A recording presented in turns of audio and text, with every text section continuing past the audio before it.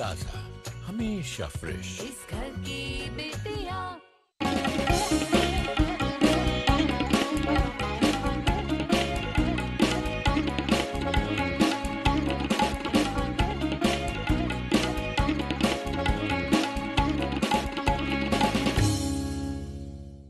अमृत भारती वैभवं संस्कृत सप्ताहं सौहार्द भावैः आचरितुं समुत्सुकेभ्यः सर्वेभ्यः शुभकामना सहितं नमो वाक पुरस्सरम् अभिवादये। अहं सुनीलः जोशी।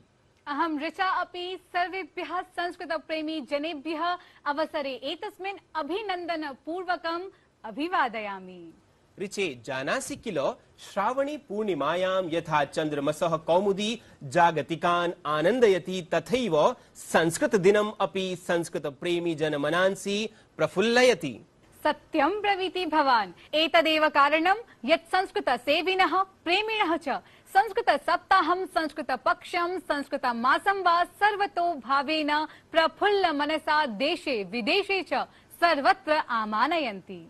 ऋचे जानासि किल श्रावणी पूर्णिमायां यथा चन्द्रमसः कौमुदी जागतिकान् आनन्दयति तथैव संस्कृत दिनम् अपि संस्कृत प्रेमी जनमनांसि प्रफुल्लयति। ऋचे सुभाषितमयी एषा सनातनी भाषा गुणगणमणि रम्या सुसौम्या सती जीव झंकृतिं भव्य संस्कृतिं दिव्य संस्कृतिं परम विस्तृतिं च प्रसारयति सन्ततम्। अहो कियत् समुचितं समुदीरितं ब्रूते भवान्। अद्यतनं ऋग्वेदीयं सुभाषितमपि दुर्नीति विनाशकं चित्त विकासकं ज्ञान प्रसारकं च अस्ति इत्थम्। त्रातारो देवा अधिवोचतानु मानो निद्राईशतमूत जल्पेः वयं सोमस्य विश्वः प्रियासः सुविरासो विदधमावदेम। आलस्य एवं अनर्गल वार्तालाप से दूर रहकर सार्थक कार्यों में स्वयं को व्यस्त रखा जाना चाहिए तथा बुरी प्रवृत्तियों से दूर रहकर संस्कारी पीढ़ी के साथ ही ज्ञान की सर्वत्र चर्चा की जानी चाहिए।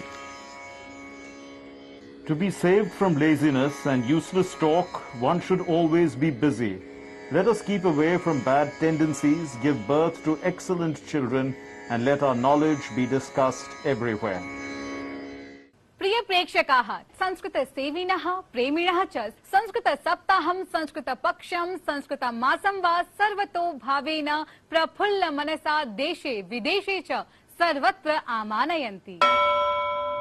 प्रधानमंत्री नरेंद्र मोदी बर्मिंघम राष्ट्रमंडल क्रीडासु प्रतिभागी भारतीय दलेन सह मेलनं कृतवान्। ध्यातव्यमेतत् यत् राष्ट्रमंडल क्रीडासु भारतेन 22 स्वर्णपदकानि समेत्य 61 पदकानि अर्जितानि आसन्। तावत् प्रधानमन्त्रिणा उक्तं निखिलः अपि देशः स्वीय क्रीडकदलीयाः उपलब्धिः सगर्वं प्रशंसति। जगदीप धनखड़ देशस्य 14 उपराष्ट्रपतिरूपेण शपथं गृहीतवान्। राष्ट्रपतिपदासीना द्रौपदी मुर्मुः नवनिर्वाचितम् उपराष्ट्रपतिं पदगोपनीयता सम्बद्धं शपथवचनं ग्राहितवती। शपथग्रहण समारोहे प्रधानमन्त्रिणं नरेन्द्र मोदिनं समेत्य अनेके केन्द्रीयमन्त्रिणः नेतारः च उपस्थिताः आसन्। नीतीशकुमारः बिहारे पुनः मुख्यमन्त्रिपदस्य शपथं गृहीतवान्। तेन सह तेजस्वी यादवः उपमुख्यमन्त्रिपदस्य शपथं गृहीतवान्। नीतीशद्वारा संयुतिविच्छेद प्रकरणम् उद्दिश्य पटनायां भाजपा इत्येतस्य दलस्य नेतारः विश्वासघात दिवसम् आचरितवन्तः। तैः उक्तं नीतीशः जनादेशस्य विरोधं कृतवान् इति। न्यायाधीशः उदयोमेश ललितः भारतस्य 49 मुख्यन्यायाधीशः भविष्यति। सः साम्प्रतिक मुख्यन्यायाधीशस्य NV रमणस्य स्थानं ग्रहीष्यति। तावत् उदयोमेश ललितस्य नियुक्तेः ऑगस्ट मासिकात् 27 दिनाङ्कात् प्रभाविनी भविष्यति। प्रधानमन्त्रिणः आवासे अद्य हर घर तिरंगा अर्थात् प्रतिगृहं त्रिवर्णध्वजः इत्येतस्य अभियानस्य प्रतिदर्शः दृष्टिं गतः। अत्र प्रधानमन्त्री रक्षाबन्धन पर्व समाचर्य सर्वाभ्यः बालाभ्यः त्रिवर्णध्वजान् प्रदत्तवान्। तेन उक्तं स्वतन्त्रतायाः अमृत महोत्सवस्य विशिष्टावसरे अभियानमेतत् स्वनयेन स्वविशेषं ताः आचरन्तु इति। उज्जैनस्य विश्वप्रसिद्धे श्री महाकालेश्वर ज्योतिर्लिंग मन्दिरे श्रावण पूर्णिमायां रक्षाबन्धन पर्वणि च भस्मारात्रिकस्य अनन्तरं प्रप्रथमं भगवते महाकालाय रक्षासूत्रं सुबद्धतां गतम्। प्रातः भस्मारात्रिके पूजक परिवारेण निर्मितं रक्षासूत्रं राजाधिराजाय समर्पितं गतम्। भारतीय मूल लेखकः सलमान रुश्दी तत्र न्यूयॉर्क नगरे प्राणघातकाक्रमणं प्रत्यक्षीकृतवान्। एतत् प्राणघातकाक्रमणं तदा जातं यदा सः जीवत्कार्यक्रमे साक्षात्कारे व्यस्तः आसीत्। आक्रान्तारः तावत् निगडिताः। एष Salman Rushdie Satanic verses Midnights children इत्येतत् सदृशानाम् अनेकेषां पुस्तकानां लेखकः इति तु प्रसिद्धम्। संयुक्त राज्य अमेरिकायां सेमीकण्डक्टर इत्येतस्य उत्पादनं प्रवर्धयितुं राष्ट्रपतिः जो बाइडेन इत्येषः ऐतिहासिक विधेयके हस्ताक्षरं कृतवान्। एतत् विधेयकं सेमीकण्डक्टर इत्येतस्य उत्पादने अनुसन्धाने च सम्मिलितेभ्यः समवायेभ्यः प्रायः $53 बिलियन मितम् अनुदान राशिं प्रदास्यति। चेन्नई नगरे 44 शत्रुञ्जयोलिम्पियाड समायोजनस्य भव्य समापनं जातम्। अत्र हि भारतेन 2 कांस्यपदके विजिते। सह एव उज्बेकिस्तानेन मुक्ते वर्गे 1 स्वर्णपदकं विजितम्। महिला वर्गे यूक्रेन देशः सर्वाधिकान् अंकान् प्राप्य स्वर्णपदकं विजितवान्। ऋचे ऋग्वेदीयेन एतेन सुभाषितमुखेन स्मर्यन्ते मदीयानि हृदयो विभासनानि गुरुकुलीयाध्ययन क्षणानि। भवान् तु राजधानी वास्तव्यः। किम् अधुना अपि प्रचलति सजीवा गुरुकुल संस्कृतिः अत्र दिल्ल्यामेव? अनभिज्ञा अहं मन्ये अस्मत्सु वीक्षकाः च। एवमेव ऋचे दिल्ली स्थितेन श्री विश्वनाथ संन्यासाश्रमेण संरक्षितः 64 वर्ष पुरातनः श्री विश्वनाथ संस्कृत महाविद्यालयः अधुना अपि सुशोभते गुरुकुलीय संस्कृत शिक्षणे। अहो, विज्ञाय हर्ष प्रकर्षम् अनुभवामि। संस्कृत सप्ताह चरणस्य सन्दर्भे सविशेषम्। ऋचे हर्षोत्कर्षः यत् पूर्व मध्यमा कक्षातः आचार्य कक्षा पर्यन्तम् अत्र ब्रह्मचारिणः पठन्ति नव्य व्याकरण साहित्य वेदान्तादीनि शास्त्राणि अहर्निशम्। प्रिय प्रेक्षकाः, तावत् जानीमः संस्कृतस्य मूलं यत् सहस्राब्दतः गुरुकुलः अस्ति परिपोषितम् एतेन विशेषवृत्तं माध्यमेन।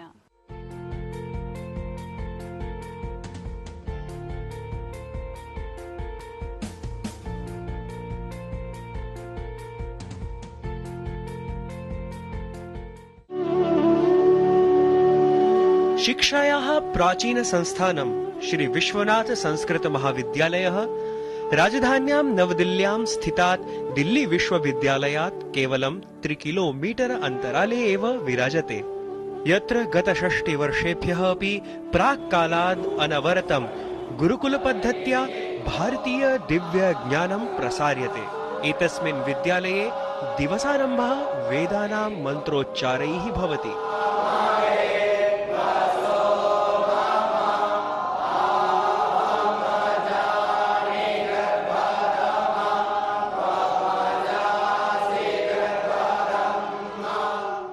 गुरुकुलस्य प्राचीन भारतीय पद्धत्या अत्र अध्यापनं भवति। सम्पूर्ण भारतात् अत्र छात्राः अध्ययनार्थम् आगच्छन्ति, छात्रावासे निवसन्ति, आचार्याणां सानिध्ये वेद व्याकरण साहित्यादि विषयाणां शिक्षां गृह्णन्ति। उपास्य इति जाते अनचित्या इति सूत्रेण धकारस्य द्वित्वम् प्रत्याहार संबंधे ई उ ऋ ऋ इति 4 वर्णाः ज्ञायते। अस्माकं विद्यालयः प्राचीनतमः वर्तते। प्रायेण 60 वर्षाणि मितानि व्यतीतानि यावत् विद्यालयस्य आरम्भः सञ्जातः आसीत्। अस्माकं विद्यालये संस्कार उपेता शिक्षा देयमाना वर्तते। अहमत्र वेदांत विभागाध्यक्षत्वेन सेवां ददामि। नैकिषः विद्यार्थिनः प्रायेण 50 मिताः विद्यार्थिनः वर्तन्ते। ते तु अति संस्कार उपेताः अनुशिष्टाः वर्तन्ते। अध्ययनेन सह अत्र विद्यार्थिनः कठोरानुशासनस्य आध्यात्मिक जीवनस्य च प्रशिक्षणं प्राप्नुवन्ति।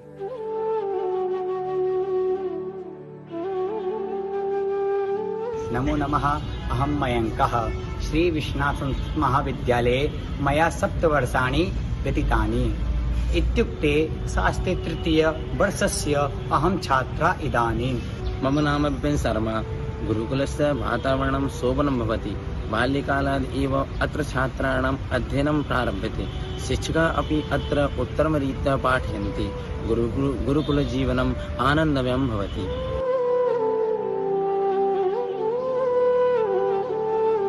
शास्त्रज्ञानेन सह धार्मिक कर्मकाण्डादि विषयान् अधिगच्छन्ति।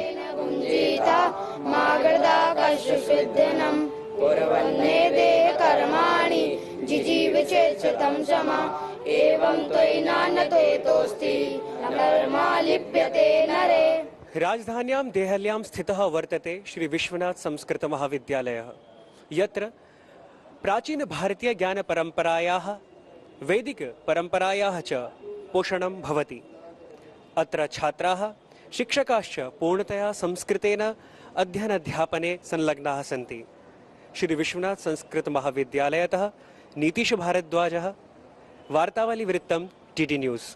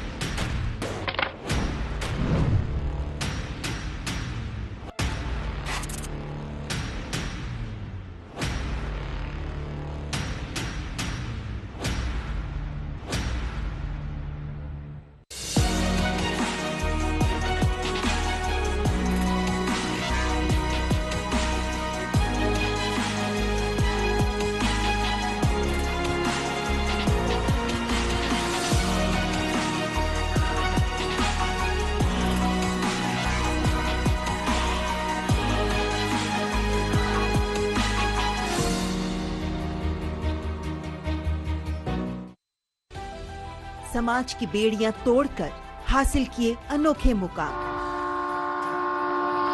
उज्जवल भविष्य के स्वप्न के साथ उन्मुक्त गगन में भरी उड़ान। बाधाओं के बंधन काटकर साबित की अपनी पहचान। जो अपने बुलंद हौसलों से सामाजिक बेड़ियां तोड़कर लिख रही हैं वीरता की गाथाएं। मैं उन्मुक्त, मैं स्वच्छंद, मेरा ध्येय अनंत, मेरी दिशा अनंत। मिलिए इन प्रेरणादायक शख्सियतों से मेरे साथ कार्यक्रम तेजस्विनी में, सिर्फ डीडी न्यूज पर।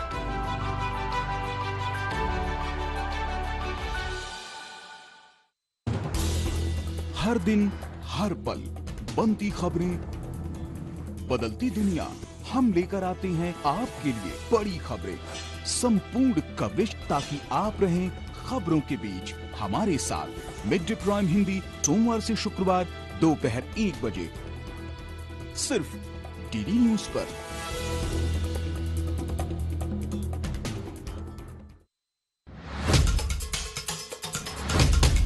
मकसद हो बुलंद लोकतंत्र की आवाज,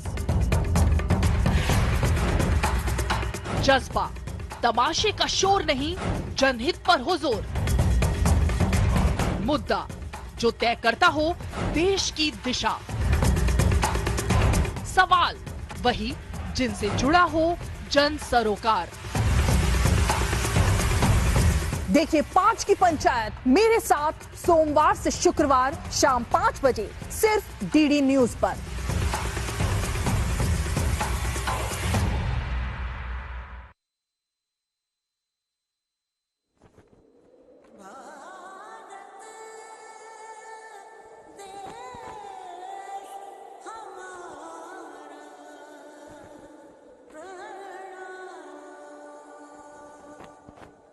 घर तिरंगा, हर घर तिरंगा, घर घर तिरंगा, हर घर तिरंगा।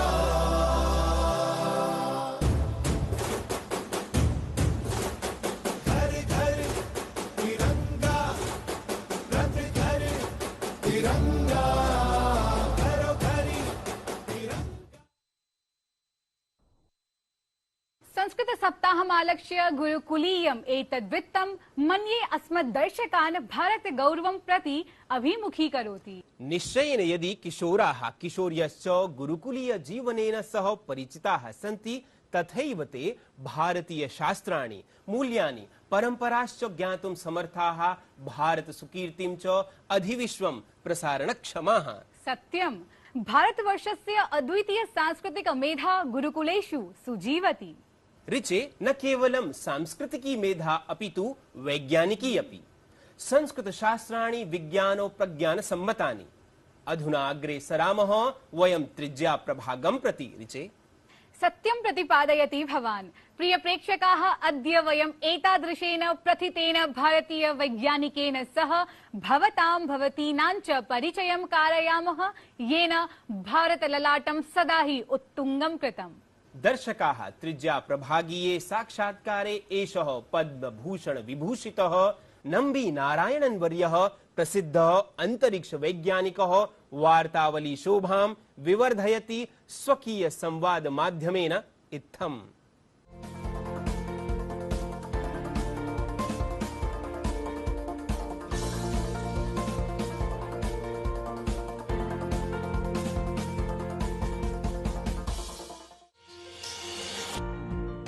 अंतरिक्ष क्षेत्रे भारतं विश्वस्य महाशक्तित्वेन विनिर्माण प्रक्रियायाम् अग्रगण्यः अस्ति सुप्रसिद्धः प्रक्षेपास्त्र वैज्ञानिकः डॉक्टर एस नम्बी नारायण वर्यः, येन नैकाः उपलब्धयः अधिगताः।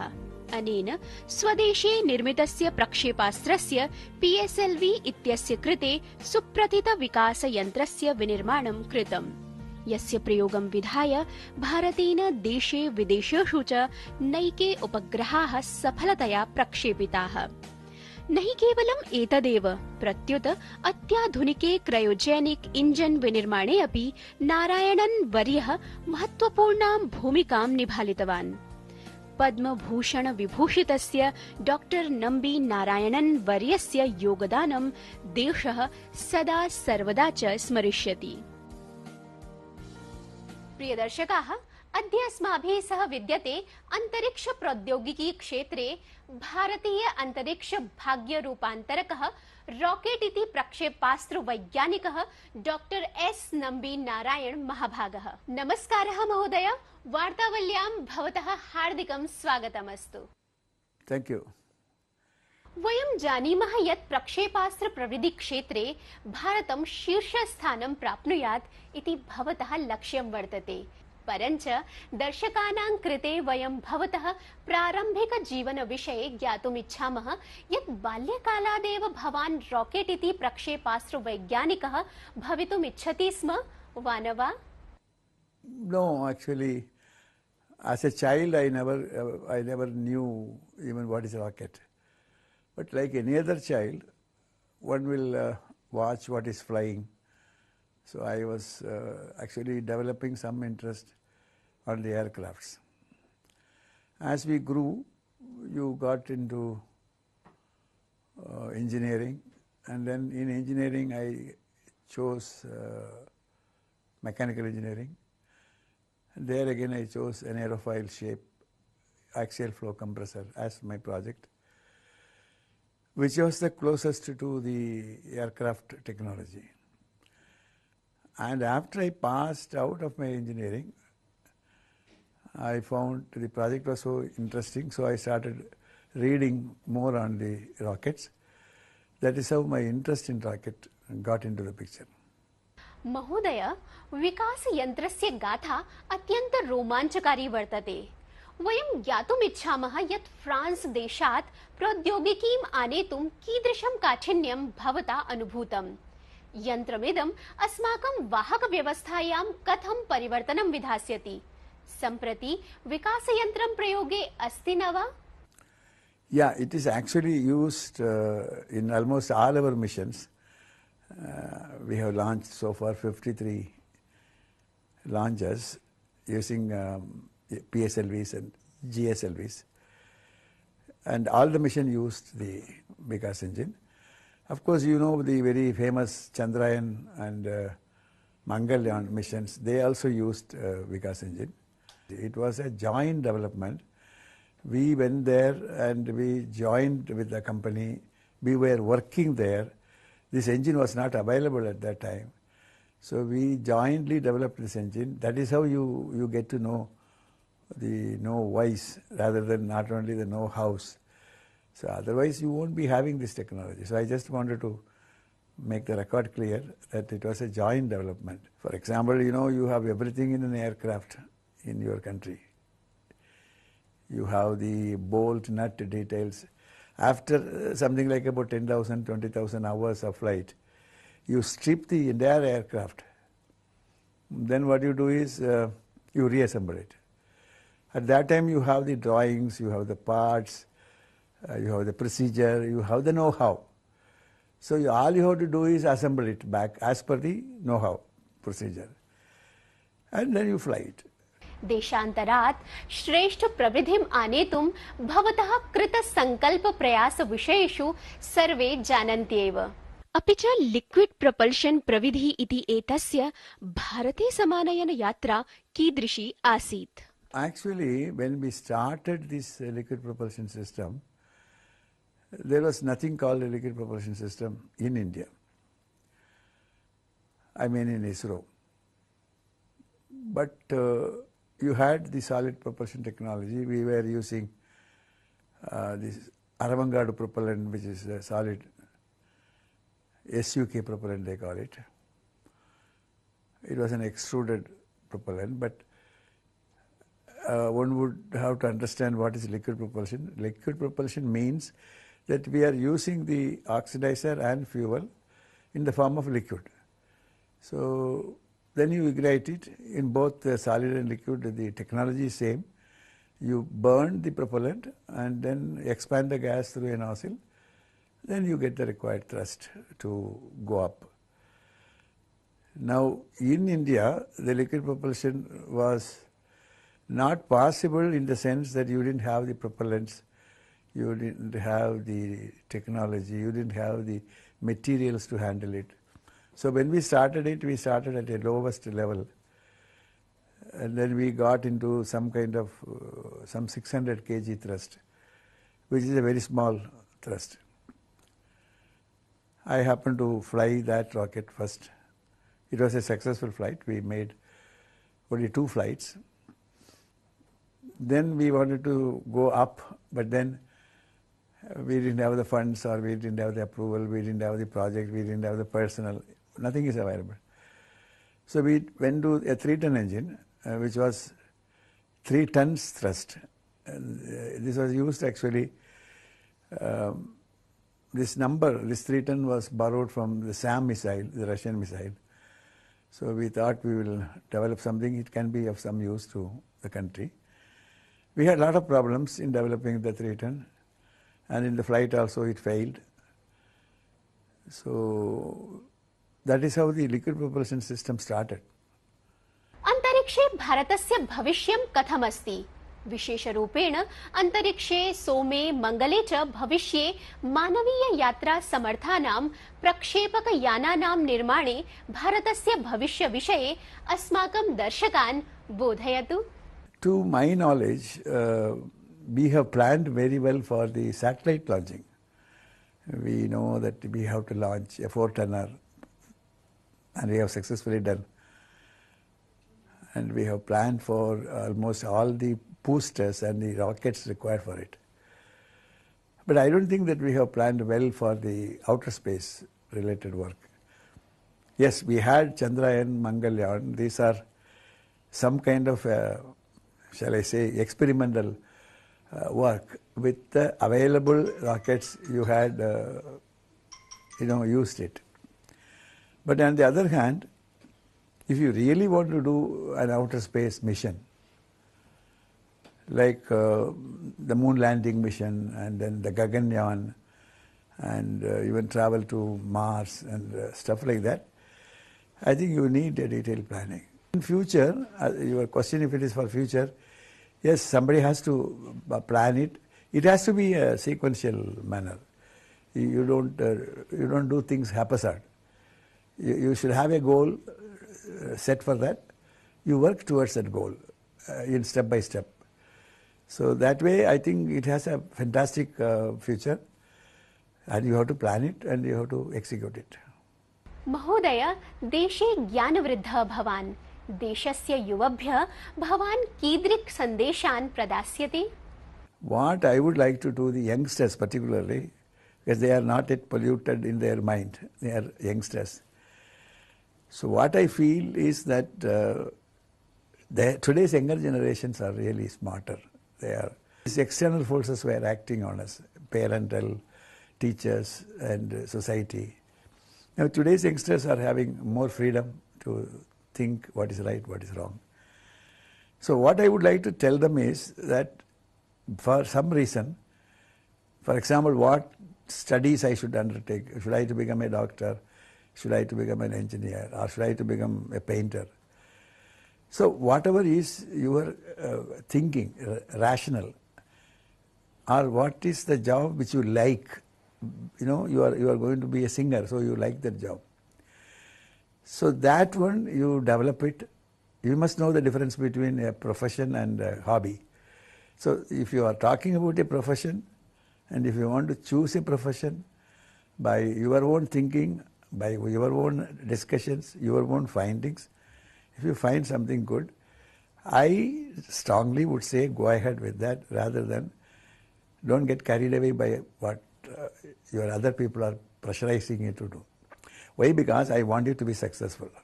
You can be successful only when you do something which you like and which you feel is important.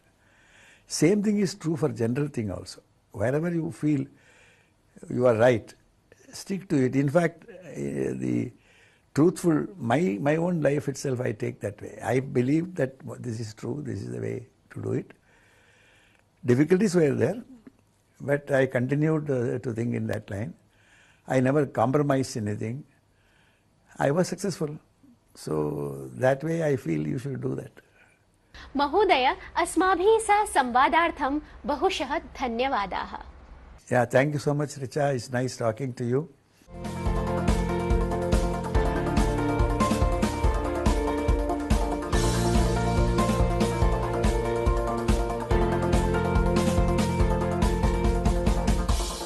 सारगर्भितः ज्ञान विज्ञान संवलितश्च एषः विशेष संवादः वस्तुतः सत्प्रेरकः युवजनेभ्यः रिचे. सत्यं मन्ये अहं यत् ज्ञान विज्ञान द्वारा सन्तुष्ट मनसः अस्मदीय गीत संगीत प्रिय दर्शकाः समीहन्ते इदानीं गीतानुवाद स्पर्धान्तर्गतं प्रदत्तं गीतं स्मर्तुम्. मुदित मनाः दर्शकावली निश्चयेन वार्तावली पश्यति गीतानुवाद स्पर्धायां भागग्रहणाय अपि. अतः स्मार्यते सद्यस्तन स्पर्धा गीतम् एतत्. गीत गाता हूँ मैं, गुनगुनाता हूँ मैंने हंसने का वादा किया था कभी, इसलिए अब सदा मुस्कुराता हूँ मैं. प्रिय प्रेक्षकाः, अस्य गीतस्य लयाश्रितानुवादः झटिति अस्मभ्यम् अस्ति प्रेषणीयः भवद्भिः. स्पर्धा निर्णय घोषणा च तदनु 20 दिनाङ्के एव करिष्यते. प्रिय वीक्षकाः, एतदपि स्मरन्तु यत् भारतस्य सुगौरव स्वरूपः प्रियः त्रिवर्णः अस्मदीय राष्ट्रध्वजः सदा हि उत्तुङ्गः भूयात्. तावत् अधुना गमनाय अनुमोदयन्तु भवन्तः.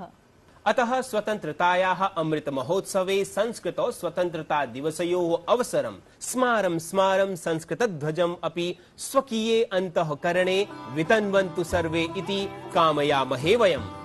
नमो नमः.